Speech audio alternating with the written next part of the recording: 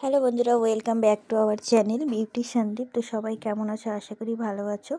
তো দুদিন ধরে মাসকলাইয়ের ডালটা ভিজিয়ে রেখেছিল আমার মা ডালের বড়ি দেওয়ার জন্য, যেটা এখন হামল দিস্তার মধ্যে কুটে নিচ্ছে। কারণ অনেকটাই ডাল তো শিলপাটার মধ্যে বাটতে অনেক টাইম লাগবে। অর্ধেক হামল দিস্তে কুইটে তারপর শিল নোড়াতে বেটে নিচ্ছে, যাতে একটু তাড়াতাড়ি হয় তার জন্য।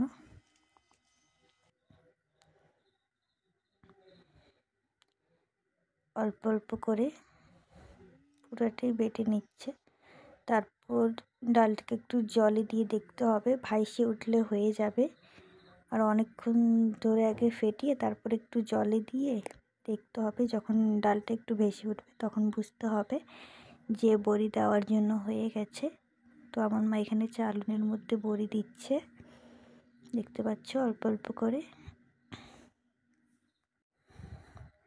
বাড়ির জন্য যেহেতু বানানো হচ্ছে, খাওয়ার জন্য ছোট বড় যেরকম হচ্ছে হোক, বড়ির সাইজ সেটা ম্যাটার করে না, কারণ আমরাই খাবো।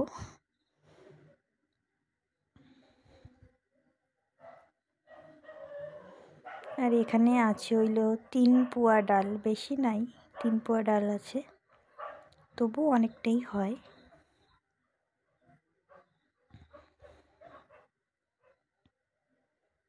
তো আমার মা একটু সুন্দর করে দিচ্ছে, আস্তে আস্তে দিচ্ছে, দেখতে পাচ্ছ।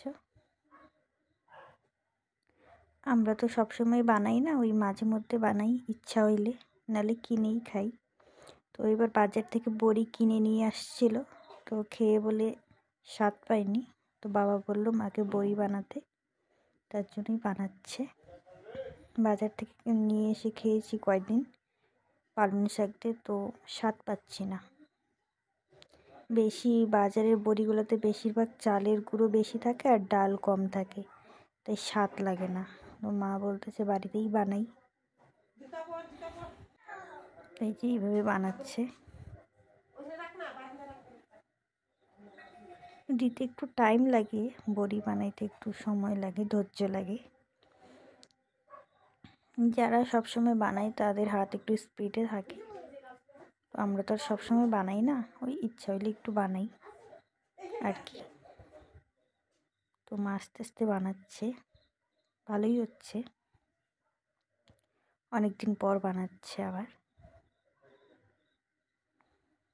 আর এই যে চালুনটা দেখতে পাচ্ছ, এটা আমার বিয়ের চালুন, কুলো সব আমার বিয়ের 2 বছর হয়ে গেল রেখে দিয়েছে, তার জন্য ডিজাইন করা। কেউ আবার ভাববে না যে বড়ি দেওয়ার জন্য ডিজাইন করেছে, এটা আমার বিয়ের ছিল সব, চালুন কুলা দুটোই, তার জন্য ডিজাইন করা। তোমরা থালাতেও দিতে পারো,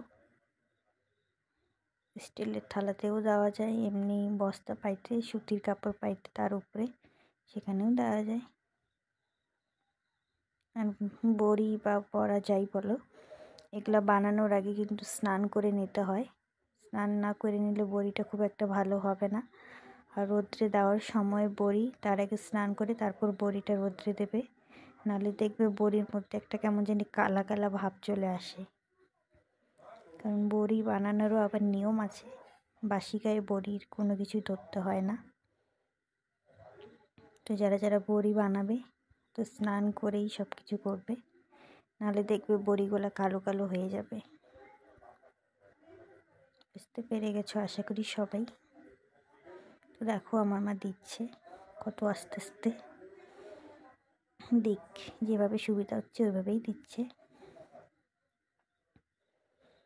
আর আমি এখন ধরবো না, কারণ আমি স্নান করি নাই, স্নান করলে আমি একটু দিয়ে দিতাম।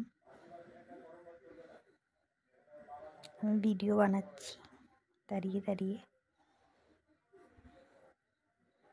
অনেকটাই দেওয়া হয়ে গেল, আর একটু বাকি আছে চালুনের মধ্যে।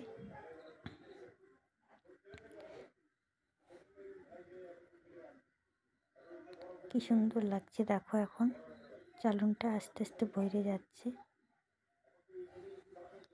তো এইভাবে পুরো চালুন মা দিয়ে ফেললো। কি সুন্দর লাগছে দেখো সবাই। এবার আবার মা কুলোর মধ্যে দিবে।